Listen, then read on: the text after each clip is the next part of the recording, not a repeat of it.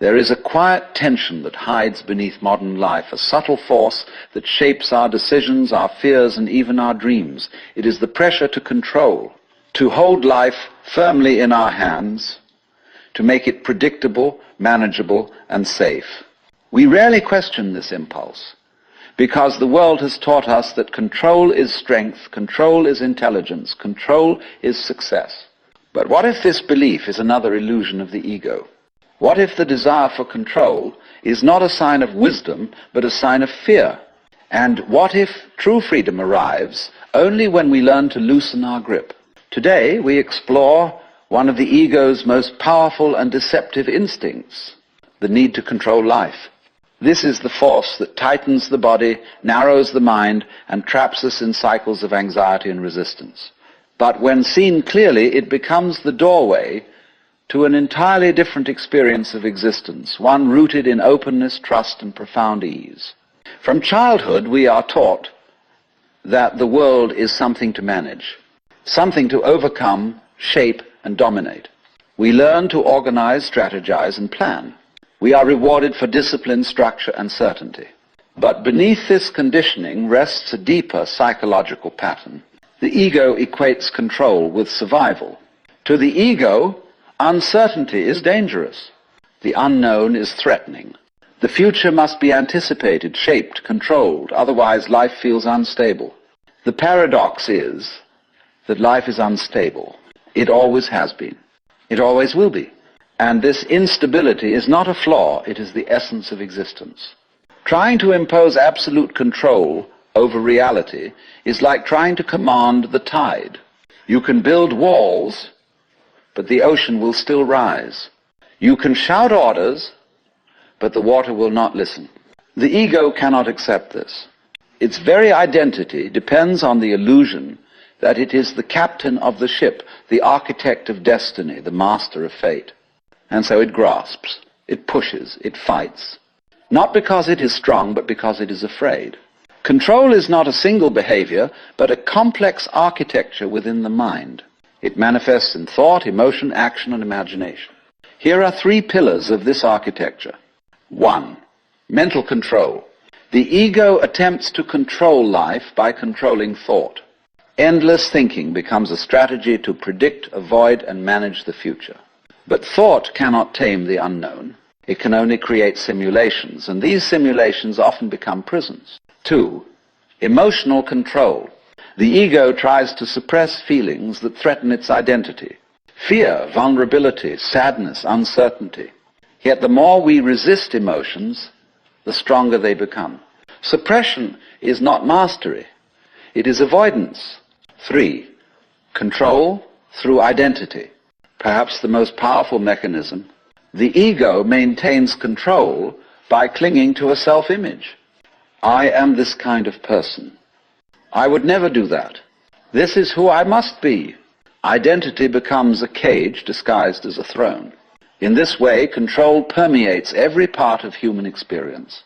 It narrows the mind, tightens the chest, and turns life into a constant effort to maintain an image of stability that never truly existed.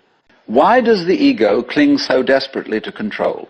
Because beneath every attempt to dominate life lies a single unspoken fear, the fear of uncertainty. Uncertainty means vulnerability. It means we cannot predict what will happen. It means we cannot protect ourselves from pain, loss, or change. But uncertainty is not optional. It is the fundamental nature of existence. To resist uncertainty is to resist life. To resist life is to suffer. The ego tries to numb this fear by building a fortress of control. But the walls are made of paper, and the storms of reality always find their way through. When the illusion of control collapses through heartbreak, illness, failure, or unexpected change, the ego feels threatened, even annihilated. But this collapse is not a tragedy. It is an invitation, because beyond control lies a different way of being, a way of openness, a way of presence, a way of surrender, not as defeat, but as liberation. Trying to control life is exhausting. It requires constant vigilance, constant effort, constant tension. Many people do not realize how much of their energy is spent trying to hold life in place. You can observe this exhaustion in everyday situations. Planning conversations before they happen, worrying about what others think, replaying mistakes, trying to manage other people's emotions, preparing for worst-case scenarios, needing the environment to be predictable, obsessing over outcome. This relentless effort drains the spirit. The body tightens, the breath shortens, sleep becomes shallow, joy becomes conditional. The tragedy is that most people believe this exhaustion is normal. They think life is supposed to feel this way, but it isn't. The exhaustion does not come from life. It comes from resistance. It comes from trying to force reality into the ego's narrow design. And the moment the grip loosens, the moment control begins to soften, a space opens. A space filled with relief. A space filled with clarity. A space filled with life. Trust and control cannot coexist. They are opposite movements of consciousness. Control says, I do not trust life. I do not trust the unknown. I do not trust others. I do not trust myself. Trust says, I can relax into the flow of existence. I can act without clinging to outcomes. I can move with life, not against it. Trust is not passivity. It is participation without resistance. The ego sees trust as dangerous. It believes that if it lets go, everything will fall apart. But the beauty of life is that everything is already falling apart and coming together in perfect rhythm. The heart beats without your command. The breath flows without your effort. Thoughts arise without your permission. The earth rotates without your supervision. Life does not need your control. It only needs your presence. Letting go is not something the ego can do, because letting go is the end of its authority. True letting go is not an action. It is a realization. You don't let go, you see that you were never holding on. Control is like trying to hold water in your hands. The tighter the fist, the faster it escapes. Letting go is opening the hand. And in that opening, you realize that life has always been moving on its own. The river has its own current. The wind has its own breath. The universe has its own intelligence. You do not need to manage the flow. You are part of it. Living without control does not mean chaos. It does not mean apathy. It does not mean surrendering your responsibilities. It means a shift in orientation, from forcing to allowing, from resisting to receiving, from anticipating to responding, from tension to ease. When you stop controlling, action becomes more precise, more alive, more fluid. You respond to situations as they actually are, not as the ego imagines them to be. Life becomes a dance, not a battle. A collaboration, not a struggle. You begin to trust your intuition, your presence, your natural intelligence. You begin to trust the intelligence of life itself. And in this trust, a profound peace emerges. Control thrives in unconsciousness. It relies on automatic patterns, fears, and assumptions. When you bring awareness to the controller, something remarkable happens. It begins to dissolve. You notice the tightening in the stomach.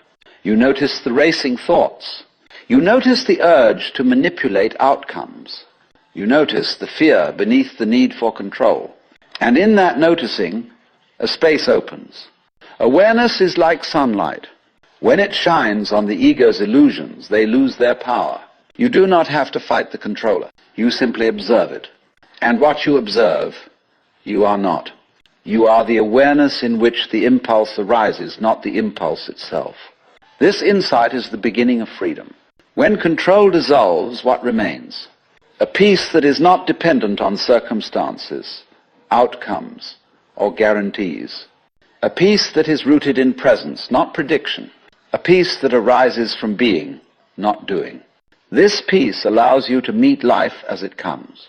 To love without fear, to act without tension, to create without anxiety, to live without the burden of trying to bend the universe to your will.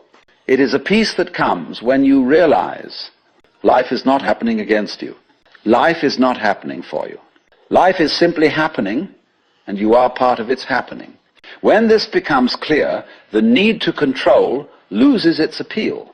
The ego's grip loosens, and a new kind of freedom begins. Even as the ego loosens in the mind, another illusion remains deeply rooted, silently directing the course of human behavior, the illusion of time. For the ego is not sustained merely by the belief that you are a separate entity.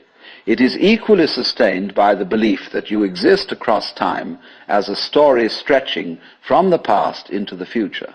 This story feels so real that it becomes indistinguishable from your identity. But just as the ego's sense of separation is a construction, so too is its sense of time. And as long as you believe yourself to be a character trapped in a timeline, the ego continues to operate, continue to fear, continue to cling. When you begin to see through the illusion of time, the ego loses one of its greatest supports, and a deeper transformation becomes possible. From childhood, you are taught to think of yourself as a timeline, a name followed by a sequence of events leading toward an imagined future. I was born here. I grew up there. I experienced this, I avoided that. I hope for this, I fear that. But what is this narrative except a mental construction? Your memories are not the past. They are images appearing in the present. Your plans are not the future. They are fantasies occurring now. The ego, however, treats these mental images as real, solid, undeniable. The ego cannot survive in the present moment. It needs time past to justify itself and future to preserve itself. The past gives the ego identity. The future gives it purpose, hope, and fear. Without time, the ego collapses. Because without time, there is no story to protect. There is no I to defend. There is only awareness, only presence, only the immediacy of being. The past is the ego's treasure chest. It rummages through memories to reinforce its sense of self. I was hurt. I was loved. I succeeded. I failed. I deserve. I don't deserve. These echoes of experience feel like the foundation of who you are. But memories are not fixed, not complete, not reliable. They are interpretations constantly reassembled, filtered, and edited. Two people can live the same event and remember it differently. Even you cannot remember your own life the same way twice. Memory is fluid, creative, and selective. Yet, the ego builds an identity out of these shifting fragments, believing them to be solid truths. When you cling to the past, you carry unnecessary weight. You bring old wounds into present relationships. You bring old fears into current opportunities. You bring old limitations into new situations. And the ego uses the past to argue, you must protect yourself. You must hide. You must fight. You must not change. But when you see that the past has no inherent reality, that it is a collection of images, its grip begins to loosen. Just as the ego clings to the past, it obsesses about the future. It fears uncertainty, craves control, and demands guarantees. What will happen to me? How long will I be safe? What if things go wrong? What if I lose what I love? These questions do not reflect reality. They reflect the ego's dependence on prediction. Yet life is inherently unpredictable. The future does not exist, not yet. And when it comes, it does not come as the future. It comes as another present moment. The ego sees time as a line, but your direct experience reveals only now. Every decision, every action, every emotion occurs in the present.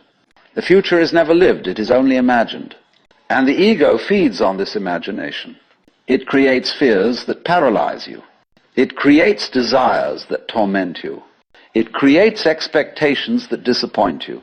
By projecting the self into the future, the ego maintains its illusion of continuity. But the more you chase the future, the more the present slips away.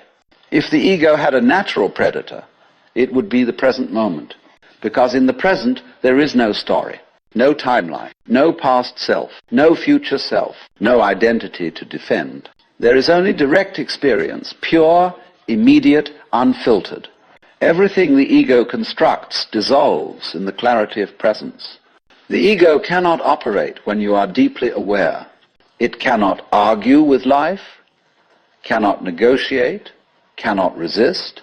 It can only retreat. This is why practices like meditation, mindfulness, or simple stillness are so powerful. They bring you back to the now, not because the now is spiritually superior, but because the ego cannot function there. The present moment exposes the ego's illusions. And in this exposure, freedom begins. One of the ego's greatest tricks is the illusion of continuity, the belief that you are the same person from one day to the next. But look closely. Are you the same person you were 1 year ago, 10 years ago, even yesterday? Your body changes billions of cells every second. Your thoughts shift, your emotions fluctuate, your identity evolves. You are not a fixed being, you are a process. A river is not the same water from moment to moment, yet it remains the river. You are not the same self from moment to moment, yet you remain you. Continuity exists only in the mind. It is a convenient fiction that allows you to navigate the world, but it is not the truth of your being.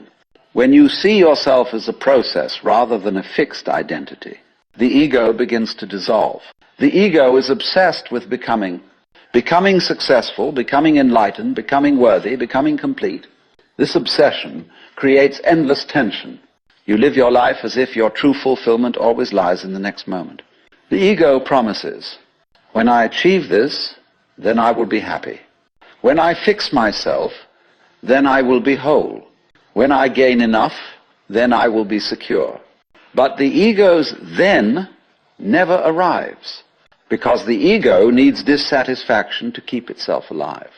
Becoming is its fuel. The more you chase a perfected future self, the more you reinforce the idea that your present self is incomplete. Liberation comes not from becoming, but from being. From seeing that nothing is missing in this moment. From realizing that you are already whole. Beyond the ego's timeline lies a deeper sense of self. Not the self defined by memory or desire, but the self that is simply aware. This awareness does not age. It does not change. It does not belong to time. You can witness thoughts coming and going, but the awareness watching them remains constant. You can observe emotions rising and falling, but the awareness that sees them is still. This awareness is the true you, not the character in the story, but the consciousness in which the story appears. To live as this awareness is to be free from the ego's timeline. You still participate in life, you still experience the flow of events, but you are no longer entangled in the illusion of time. To live without the ego's timeline is not to abandon responsibility or memory. It is to engage with life directly, without the weight of interpretation. When you speak freshly. When you act clearly. When you listen fully. Life becomes simple, spacious, and immediate. You do not wait for the future to complete you. You do not drag the past behind you. You participate in life without the heavy burden of identity. This is not detachment, it is freedom. The freedom to be present, to respond rather than react, to meet each moment with openness instead of fear. It is here, in this timeless awareness, that the ego dissolves naturally. Time still exists, of course. You can use it to plan a meeting, cook a meal, catch a train, but it becomes a functional tool rather than a psychological prison. The difference is profound. The ego uses time to preserve itself. Awareness uses time simply to navigate the world. When you live in awareness, time no longer defines you. You step out of the story and into reality. And reality is always now, always fresh, always alive, always free. In every life there comes a moment when the familiar boundaries of the self begin to feel too tight, too small, too confining. The ego has served its purpose, protecting, defining, stabilizing, but eventually its walls become a cage. And when you look closely, you begin to see that the bars were never solid at all. They were made of thoughts, of fears, of stories you inherited or created, long before you understood their weight. As the illusion of separateness softens, even slightly, something remarkable unfolds. You discover a space within that is spacious, open, and untouched by the turbulence of the mind. A space where awareness stands quietly, observing the dance of thoughts, emotions, and sensations without becoming entangled in them. This awareness does not judge. It does not cling. It does not fear. It simply is. And in this simple being, a profound truth reveals itself. You are not the voice in your head, nor the roles you play, nor the expectations you try to meet. You are the presence in which all of these experiences arise and pass. You are the silent witness, the effortless space in which life unfolds. When this understanding settles even for a moment, the world begins to feel lighter. You no longer move through life as a separate fragment trying to protect its fragile identity. You move as part of the whole, carried by the same current that moves the stars, the oceans, the wind through the trees. Challenges still come, as they always do, but they no longer feel like personal attacks. They are simply the shifting weather of existence. Joy and sorrow continue to visit, but neither defines you. You are the sky through which all seasons pass. And with this recognition comes a quiet peace, not the peace of perfection, nor the peace of having solved every problem, but the peace of alignment with life, with the present moment, with your own true nature. A peace that does not depend on control, certainty, or achievement. A peace that arises naturally when the ego loosens its grip. As you step forward from here, you carry a new way of seeing, a softer one, a clearer one. A way of seeing that honors the ego for the role it plays, but no longer confuses it for the entirety of who you are. The journey continues, but the weight you once carried begins to fall away. You return not to something new, but to something ancient and ever-present. You return to yourself,